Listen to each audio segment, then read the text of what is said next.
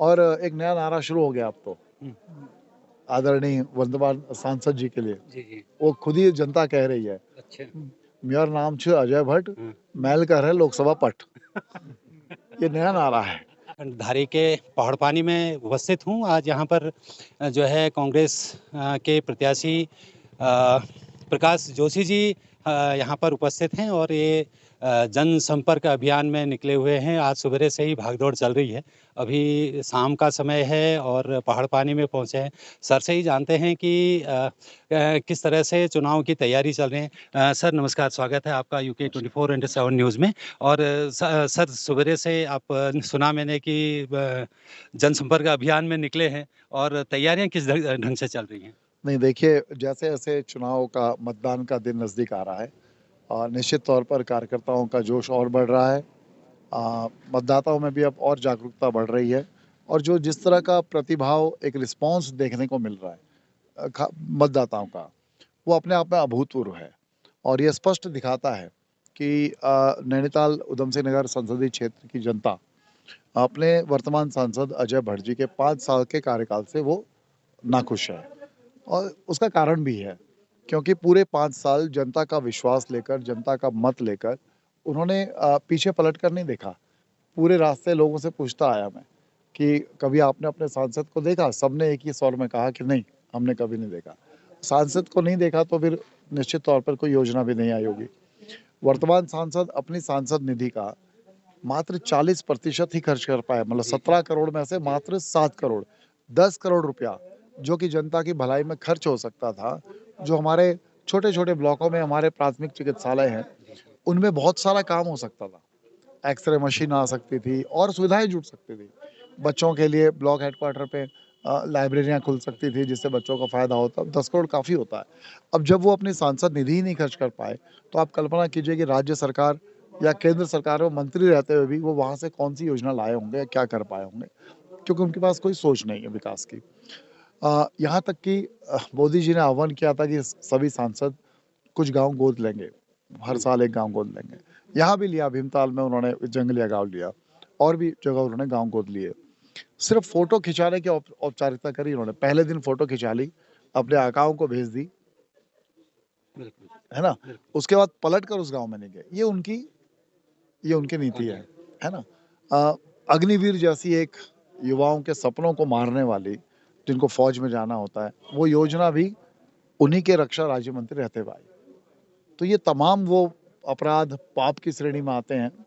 अपराध भी हैं, पाप भी हैं, अब जिनका फल उन्हें इस समय भुगतना ही पड़ेगा और जनता निश्चित तौर पर एक नए बदलाव की ओर देख रही है।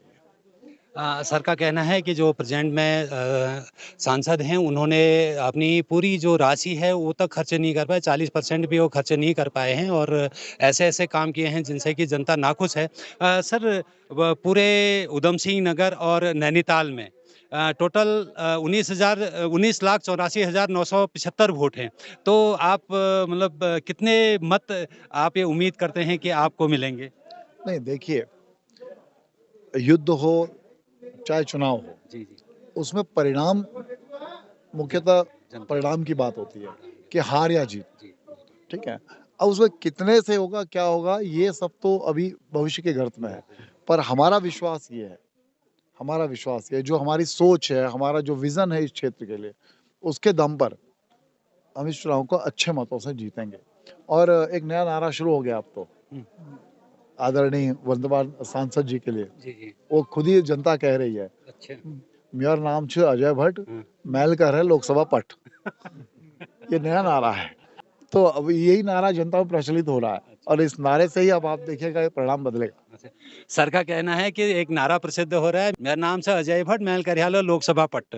तो सर मैं थोड़ा-सा एक और पर्सनल क्वेश्चन है, आप नाराज़ मत होइए। नहीं, नहीं, मैं बिल्कुल। कह रहा हूँ कि अभी तक जो भी चुनाव आपने बड़े चुनाव इस ढंग से नहीं लड़े हैं, तो मतलब डायरेक्ट जो है एक जंप है। तो इस तरह की जो प्रेरणा है वो कैसे मिली आपको कि हाँ, ये काम करना है? नहीं, मैं विधानसभा चुनाव लड़ा। अच्छा, लड़ चुके हैं। मैं कालाडूंगी से विधानसभा चुनाव लड़ा और मैं 2300 वोटों से 2012 का पहला चुनाव नहीं जीत पाया, हार गया था। जी, जी, जी। सरकार बनी हमारी जी, जी। उस समय कांग्रेस की। जी, जी। हारने के बावजूद मैंने अपने एक विधानसभा क्षेत्र में छोटी सी विधानसभा कालाडूंगी में, जी, जी। हारने के बाद भी 112 करोड़ रुपए के विकास के काम करवाए राज्य सरकार ने, 112 करोड़ के। कई ऐसी नई चीजें हमने वहां पे करी, जैसे कालाडूंगी में एसडीएम की पोस्ट नहीं थी, हाँ, पूरे कोटावाग क्षेत्र के लोगों को उस परेशानी होती है। हल्द्वानी आना पड़ता जी, था और उसमें भी एसडीएम मिलते नहीं थे, वापस जाते थे। जी, मैंने एसडीएम की पोस्ट क्रिएट कराई, 2 नए पुल बनाए, जब भी बरसाती नाले आते थे लोगों को घंटे खड़े रहना पड़ता था, कालाडूंगी बेलपड़ा में 2 नए बेलापड़ा पुल बीच बनाए। में, हाँ। हमारे 11 गाँव को, जो गैबुआ से लेकर बेलपड़ाव तक के 11 ग्राम सभाओं को जी, जी। मैंने कोटाबाग ब्लॉक में मर्ज करा। सम्मिलित मर्ज कराया, जो कि बहुत मुश्किल काम होता है, आसान नहीं है। तो ये सब तमाम मैंने काम हारने के बावजूद कराए। वो चुनाव मैं नहीं जीत पाया, पर मैंने अपनी तरफ से अपने आप को साबित करने की कोशिश करी। तो अब जनता समझ चुकी है कि अगर एक व्यक्ति छोटे से मतों से हार कर भी अगर इतना काम कर सकता है, तो आगे तो निश्चित तौर पर जनता को ये विश्वास है मुझ पर कि इस बार मैं जीतूँगा और अच्छे काम मैं करा कर। सर मेरे छोटे से 2 क्वेश्चन एक साथ ही हैं। एक तो कि आने वाले भविष्य में यदि आप ये चुनाव जीतते हैं, आप लोकसभा तक पहुँचते हैं, तो आपके जो प्रेफ़रेंस से कौन-कौन से काम होंगे? और दूसरा मतलब तैयारी जो मेन मुद्दे हैं कि जन-जन तक आपकी आवाज़ पहुँच सके, तो ऐसे कौन से मुद्दे होंगे? देखिए, 2 तरह के काम होते हैं। जी। एक वो जो हमारे हाथ में है, यानी हमारे हाथ में सांसद निधि है जी, जी। या सरकारी योजनाओं को ला सकते हैं। तो निश्चित तौर पर उस सांसद इन्होंने तो इस्तेमाल ही नहीं करी, जी, पर मेरे पास एक विज़न है। हर ब्लॉक मुख्यालय में हमारे छात्र-छात्राओं के लिए लाइब्रेरी होनी चाहिए, बिल्कुल सही। पहली बात। हमारे नौजवान, हमारे युवा फ़ौज में भर्ती होने का सपना देखते हैं और खूब मेहनत करते हैं। आप देखेंगे प्राइवेट जिम्स हैं, पर सरकारी स्तर पर भी इस तरह की फैसिलिटीज़ होनी चाहिए जिसमें गरीब बच्चों को भी बिना पैसे दिए ये काम सुविधा मिले। ये सांसद निधि से अच्छे से हो सकता है, ठीक। उसके अलावा अब हम बात करते हैं दूसरी चीज़ों की। देखिए, उत्तराखंड में, हमारे प्रदेश में, यानी ऐसे तो पूरे देश में है, पर उत्तराखंड की बात करेंगे, तो बहुत से सरकारी उपक्रम ऐसे हैं, जहाँ संविदा के आधार पर कॉन्ट्रैक्ट पे लोग कर्मचारी काम नौकरी करते काम हैं, कर ठीक। अब मैं आपको एक तस्वीर दिखाता हूँ। एक कर्मचारी या हमारा एक नौजवान, हमारा एक छोटा भाई-बहन जो संविदा के आधार पे नौकरी करते हैं, उनको तनख्वाह मिलती है 12 से 14,000। उसी पद पर अगर वो स्थायी नियुक्ति पे नौकरी करता है, तो उसकी तनख्वाह होती है 35 से 40,000। स्टार्टिंग में। उससे ज़्यादा भी होती ज़्यादा है ही फिर, होती है। ठीक है? इसका मतलब क्या हुआ? 2 बातें हैं। एक तो सरकार को उस पद की ज़रूरत तो है ही ना, तभी तो कॉन्ट्रैक्ट पे रखा है। ये तो था नहीं कि ज़रूरत नहीं थी, हमने एहसान करने के लिए आपको बुला लिया। बिल्कुल। तो पद तो था, हाँ, पर आप उनको तनख्वाह देना नहीं चाहते, इसलिए आपने कॉन्ट्रैक्ट के आधार पे, संविदा के आधार पे रख लिया। तो ये, और उनकी योग्यता कितनी थी? 40-50 हज़ार। अब 40-50 हज़ार की योग्यता रखने वाले हमारे भाई या बहन को, नौजवान को, आप दे रहे हो 12-14 हज़ार। ये तो अन्याय है, शोषण है। ये लड़ाई मैं लड़ूँगा। इसी तरह प्राइवेट संस्थानों में आप जाएँगे, वहाँ भी ऐसी विसंगतियाँ हैं। मैं सरकार के तो पूरी तरह खिलाफ हूँ कि सरकार को ये नहीं करना चाहिए। अल्मोड़ा मेडिकल कॉलेज का उदाहरण लेते हैं। लगभग 300 कर्मचारी होंगे। 300 में मात्र 25-30 जो डॉक्टर्स हैं, वो शायद परमानेंट हैं, बाकी बाकी सब सब संविदा पे हैं। प्राइवेट संस्थानों में हो सकता है उनकी और मजबूरियाँ हों, जिसमें उनको संविदा पे रखना पड़ता है।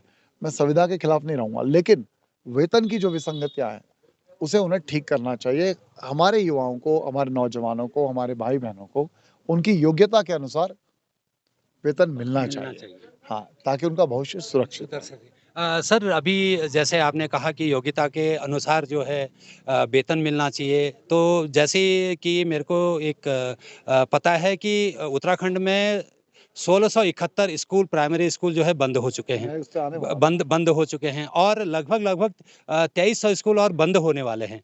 ठीक है? तो अगर आप सत्ता में आते हैं तो इस पे कोई आगे जो कि स्कूल बंद हो चुके हैं उन पे कोई कार्य होगा? देखिए, हो सकता है मेरी बात बहुत लोगों को पसंद ना आए, ठीक है? जी। फिर भी मैं स्पष्ट बात करता हूँ, मैं इसको चुनाव से नहीं जोड़ूँगा। अगर मैं चुनावी परिणाम की चिंता करूँ, तो शायद अब मैं जो बोलने वाला हूँ, मुझे नहीं बोलना चाहिए। फिर मैं बोलूँगा लेकिन। आखिर जी, जी। हमारी ज़िम्मेदारी समाज के लिए, जी, हमारे जी। जनता के लिए। मैं एक उदाहरण फिर देता हूँ। मान लीजिए आपके दूरस्थ किसी गाँव में एक स्कूल है सरकारी और उसके बगल में एक स्कूल है प्राइवेट। सरकारी स्कूल में जो शिक्षक है, उसे तनख्वाह मिलती है 70, 80, 90 हज़ार। प्राइवेट स्कूल जो होगा, उसके शिक्षक को तनख्वाह मिलेगी 7, 8, 10 हज़ार से 15 हज़ार। आप और हम जी। अपने बच्चों को 80,000 के टीचर के पास नहीं भेज रहे। हम 10-12 हज़ार रुपए तनख्वाह पाने वाले टीचर पर ज़्यादा भरोसा कर रहे हैं, 90,000 वाले के मुकाबले। जी, जी। तो ये तो बहुत बड़ा फ़र्क है। फ़र्क। क्यों है? हुँ। क्योंकि मुझे ऐसा लगता है कि कहीं न कहीं सरकार को एक अभियान चलाकर प्राथमिकता इस पे देनी चाहिए कि जो सरकारी स्कूल है, विद्यालय हमारे जो विद्यालय है, उनके स्तर को सुधारना पड़ेगा। बिल्कुल, ठीक। बिल्कुल। आज उत्तराखंड में अगर आप देखेंगे तो लगभग 43% स्कूलों में पानी की व्यवस्था नहीं बच्चों के लिए। बिल्कुल, उनको 1-2 किलोमीटर दूर से ढो के लाना पड़ता है। लगभग 61% स्कूल ऐसे हैं जिनमें चारदीवारी नहीं है। बिल्कुल। चारदीवारी नहीं है। जंगल है, आज तो बाघ, तेंदुआ कितना कहर है। चारदीवारी बच्चे कैसे जाएँगे? अब मैं और बात 67 स्कूल ऐसे हैं जहाँ हमारी बच्चियों के लिए शौचालय नहीं है। प्राइवेट स्कूल छोटा होगा लेकिन उसमें सुविधाएँ तो हो ही जाती है और पढ़ाने का स्तर भी थोड़ा अलग होता है। बेहतर होता है। तो ये विसंगतियाँ दूर करनी होगी, राज्य सरकार को इस पे ध्यान देना होगा और हम इसकी लड़ाई लड़ेंगे। इसमें किसी को बुरा मानने की बात नहीं है, मैं सरकारी शिक्षकों पे कोई चोट नहीं कर रहा हूँ, बिल्कुल। उनके मैं प्रश्न ये नहीं उठा रहा हूँ, पर ये सरकार को इससे पहल उठानी पड़ेगी कि कम से कम जो नई नियुक्तियाँ होती हैं अब, उसमें कम से कम इस तरह का ट्रेनिंग प्रोसेस रखे कि वो जो शिक्षा का स्तर है, मेरी प्राथमिक शिक्षा पहाड़ में ही गाँव में हुई है। बिल्कुल। प्राथमिक उसमें हुई है पार्टी और मुझे याद है मैं जब तीसरी क्लास में था, तो क्वेश्चन पेपर उतार के आ गया था, पास हो गया था।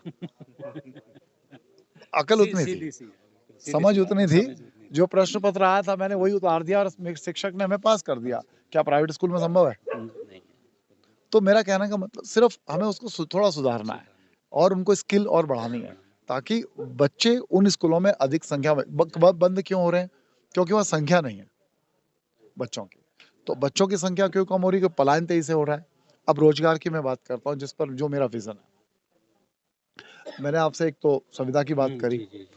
अ, माननीय नारायण दत्त तिवारी जी जब मुख्यमंत्री थे, तो निश्चित तौर पर उन्होंने सिडकुल की स्थापना करी। हाँ, बिल्कुल। बड़े उद्योग लगे, हज़ारों नौजवानों को रोज़गार मिला। पलायन पहाड़ से थोड़ा आके शहरों से जाने की बजाय वो बॉर्डर पे रुक गया, ठीक है? अब हम जो पर्वतीय ज़िले हैं हमारे, मैं पूरे प्रदेश के मुद्दे की बात कर रहा हूँ। वहाँ ये संभव नहीं है कि बड़े उद्योग वहाँ लगाए जा सकें, इंडस्ट्रीज़ हाँ, लगाएँ, नहीं। वो संभव नहीं है। लेकिन आप याद कीजिए, जब अभी कोविड महामारी आई थी, जी, जी। क्या हुआ था? सारी बड़ी मल्टीनेशनल कंपनीज़ बंद हो गई। नहीं, उसमें जो ऐसी बहुत सी ये अपने कंपनियाँ थी, जो वर्क फ्रॉम होम जिन्होंने शुरू किया, है ना? आईटी कंपनीज़ थी, जिनका वर्क फ्रॉम वो कैसे चला होगा? क्योंकि इंटरनेट फैसिलिटी, टेक्नोलॉजी। टेक्नोलॉजी। तो पहाड़ में उद्योग तो नहीं लग सकते, पर अगर हम हर जिला और ब्लॉक मुख्यालय में इंटरनेट फैसिलिटीज़ को इतना स्ट्रॉन्ग कर दें कि बड़ी मल्टीनेशनल कंपनीज़ जो आईटी से संबंधित हैं, जो आउटसोर्सिंग का काम करती है, जो जो हमारे कॉल सेंटर्स हैं, ठीक है? वो कंपनियाँ हमारे पहाड़ों में आ सकती हैं। सिर्फ़ इंटरनेट को ठीक करना है और हमारे बच्चों को वहीं स्थानीय रोज़गार मिलेगा। वो वर्क फ्रॉम होम भी कर सकते हैं या उन कंपनियों के छोटे-छोटे ऑफ़िस जो वहाँ खुलेंगे, उनमें भी नौकरी कर सकते हैं और वो उस तनख्वाह में बड़े खुश होंगे हमारे बच्चे और अपने माँ-बाप की देखभाल भी करेंगे, परिवार के बीच रखें। ये मेरा विज़न पहाड़ में रोज़गार बढ़ाने का है। मौका मिलेगा तो मैं ज़रूर करूँगा इसको। थैंक यू सर, आपने बहुत बेबाकी से अपने विचार रखे और जो कि जेन्युइनली सही हैं और थैंक यू, बहुत-बहुत धन्यवाद आप